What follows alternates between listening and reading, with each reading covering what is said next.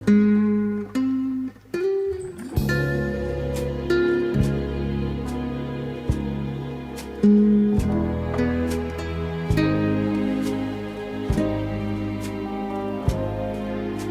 is the 21st century, 2021.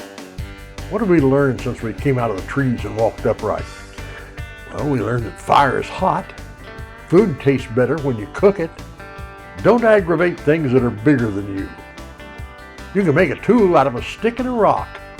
And you can make a round thing that rolls, and you can call it a wheel. The earth revolves around the sun, and not the other way around.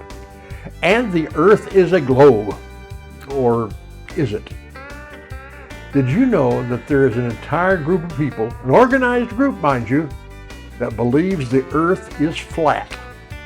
They call themselves the International Flat Earth Research Society.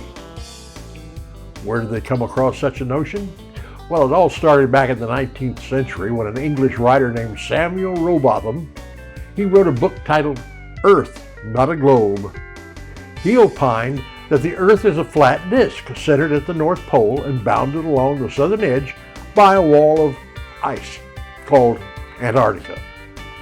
He further held that the sun and the moon were 3,000 miles above Earth, and the cosmos, or everything else, was 3,100 miles above Earth.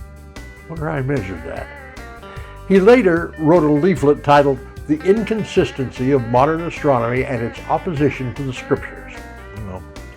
The leaflet further stated, the Bible, alongside our senses, supported the idea that the earth was flat and immovable, and this essential truth should not be set aside for a system based solely on human conjecture.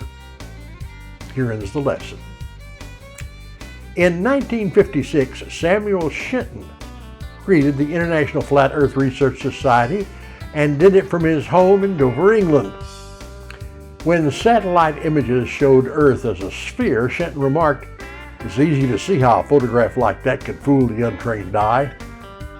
Later, asked about a similar photograph taken by astronauts, he attributed the curvature to the use of a wide-angle lens, adding, "It's a deception to the public and it isn't right."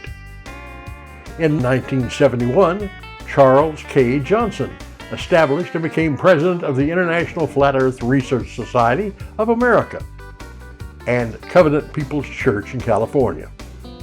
Over the next 3 decades, under his leadership, the Flat Earth Society grew to a reported 3,500.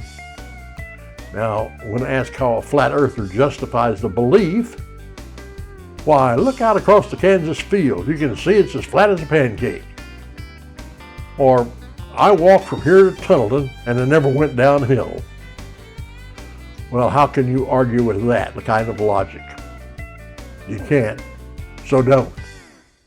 In my opinion, I don't see how people can buy into such an idea. But then I can't see how people buy into a lot of things. Maybe all of these flat earthers are just exercising their sense of humor. There's certainly an anti-science movement today, but I believe that some people will spout any idea just not to have to admit they're wrong. Well, I'll take my stand right now. The earth is round, and that's that. You know, but this idea that the moon is made out of green cheese, I haven't quite made up my mind about that yet.